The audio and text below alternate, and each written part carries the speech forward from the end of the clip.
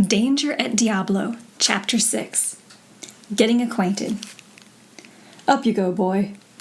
Sheriff Luke lifted Tag over the wheel of the wagon and into the driver's seat.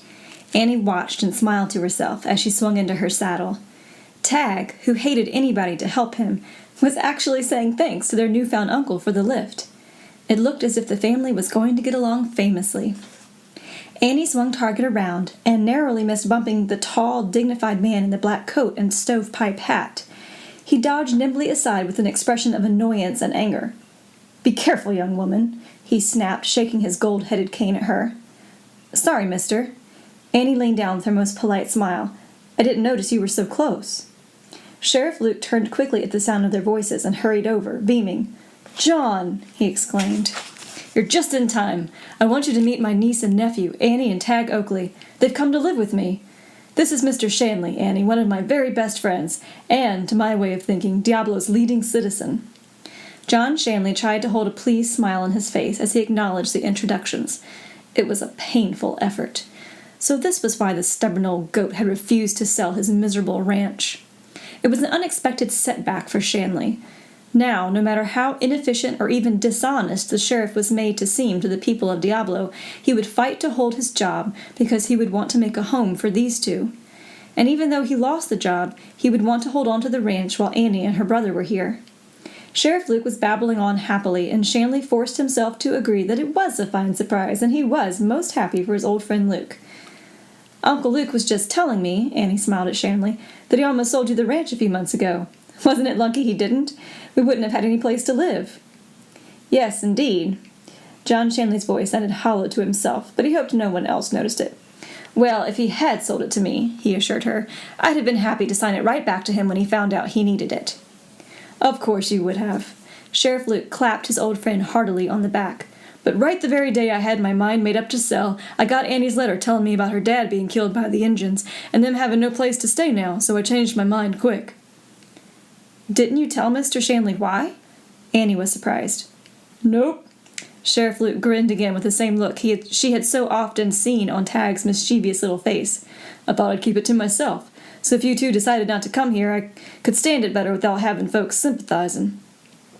Shanley made himself laugh heartily with the sheriff, and he was loud in his admiration as Luke told him how Annie had captured a gray-hooded would-be horse thief. "Good for you, little lady," he beamed. "And, Luke, maybe it'll change your luck now you've caught one of those troublemakers."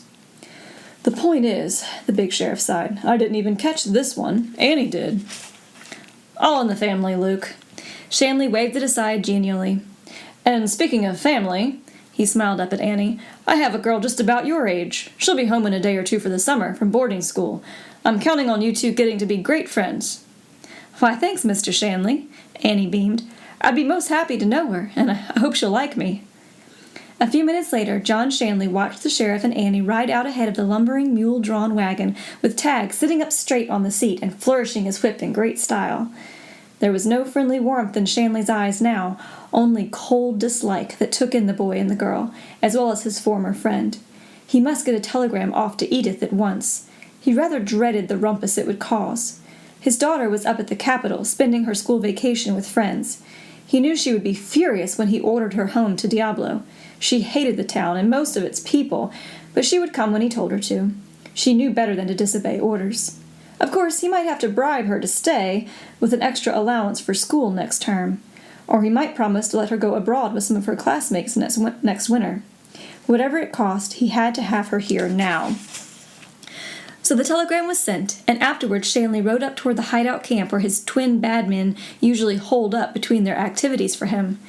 He rode only half the distance because Rube had already started back down to have a talk through the jail window with his twin.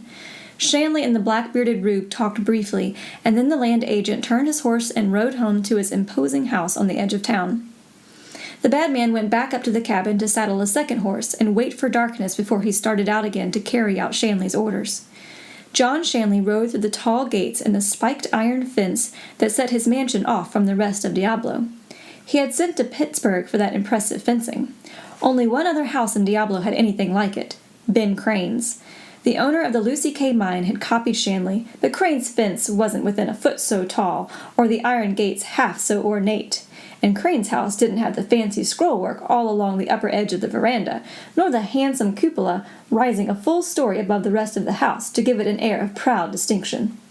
Why, even the lush green lawn and the flowers around the mansion cost more each month to keep up than the common Diablo citizen spent in a year on food. Maybe next year, he mused, he would install a fountain right in the middle of the lawn. That would be something in the forsaken desert country. They would talk about that all the way up to the capital. Then, one of these days, in the governor's mansion, He frowned in sudden recollection. There would be no fountain, not even a green-lawned mansion, unless he got his hands on that ranch of Luke McTavish's before the people he had sold it to came to claim it. Out at Sheriff McTavish's snug little bullseye ranch, Annie and Tag were just pulling in with their wagon. Luke had ridden ahead to open the heavy wooden gates that enclosed the tree-shaded yard. Annie caught her breath as she stared at the weathered old ranch house shaded by the big oak trees. The wide, cool porch stretched the full width of the house, and morning-glory vines climbed up the square wooden pillars to the second story. It seemed to Annie as if she had seen it many times before. Her mother had described it so often when she was small. There was the well, near the house, because, with the danger of Indian raids, it had to be. In case of a long siege, even though food supplies were to run short, folks could still live as long as they could get drinking water. Luke could hardly wait to show them around. "Let the animals stand a few minutes," he called from the front porch. "I want you to see the place first by daylight." Tag hurried along by Annie's side, skipping in his excitement. Suddenly he stopped and pulled her by the sleeve. His eyes were round and troubled. "He hasn't said anything about my pony yet," he whispered. "D'you think he forgot to buy it?" Annie smiled and shook her head. "I doubt it, Punkins. I don't think Uncle Luke's the kind who promises and then forgets. Just hold on." Come on. The big man was holding open the front door for them. "As your grandpa used to say to all his visitors, 'Light and come in, folks. The house is yours.'" The last level rays of the desert sun were striking straight through the small west windows of the ranch house living room, bathing everything in the big quiet room with a golden glow. Annie stood in the doorway and looked slowly around. It all seemed familiar to her. There was her grandfather's curio cabinet with curved glass doors. It was still filled with rock specimens, all neatly labeled and arranged. And over against the opposite wall, that must be Papa's desk, a dark mahogany structure that reached almost to the 8-foot ceiling. It had come overland without a scratch, in a day when lesser pieces of furniture had met an untimely end in some swift river or on a steep mountain grade of the savage new land. This was the home her mother had loved, the home she had left behind to travel from one far-off army outpost to another with her young officer husband. Annie knew how she had missed it, but knew, too, that her mother had been happy with her little family and wouldn't have changed places with anyone. "Well, how do you like it?" Luke had been watching her hopefully. Annie had to swallow a lump in her throat before she could answer. "Oh, Uncle Luke, it's just like Mother said it was." Their weather-beaten face beamed. "I've kept her room just the way she left it, too. It's waiting for you to move in." Annie sighed contentedly. "It's good to be home," she said, and Tag, tired out after the long day's excitement, yawned and nodded in sleepy agreement. It was several hours later that Rube Horton came riding back down the trail to Diablo and into the sleeping settlement by our side road. This time he led a saddled horse behind him. He dismounted quickly in the deserted alley back of the jail and tied the two horses loosely to a post in an old shed.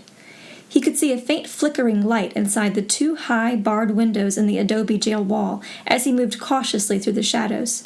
There was a wide enough crack in the old wall for him to gain a toehold and lift himself up on a level with the windows. He chose the nearest and listened for a moment beneath it for voices. Everything was quiet inside. Cautiously, inch by inch, he drew himself up till he could see over the wide window-sill. On a straw mattress less than 10 feet away from the window, Ruth was stretched out on his bunk, asleep and snoring, as usual. Rube's beady black eyes swept past his brother to the locked cell door and beyond it to the main room of the jail.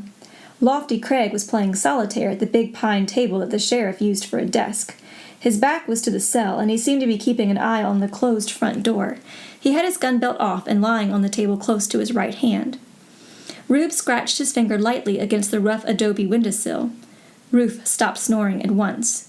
Rube scratched again, a tiny sound. Ruth's eyes opened, and he stared up at the window. He caught a glimpse of his brother's face, then it disappeared.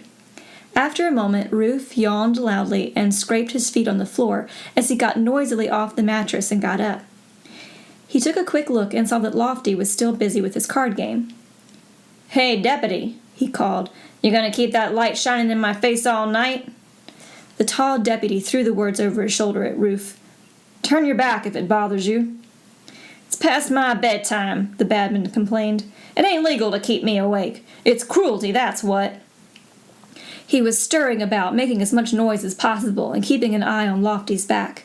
By now he was leaning carelessly against the wall beneath the high window. He squinted up and out at the sky. "Hey," he called back to Lofty, "I can see the Big Dipper." He held the bars and peered out.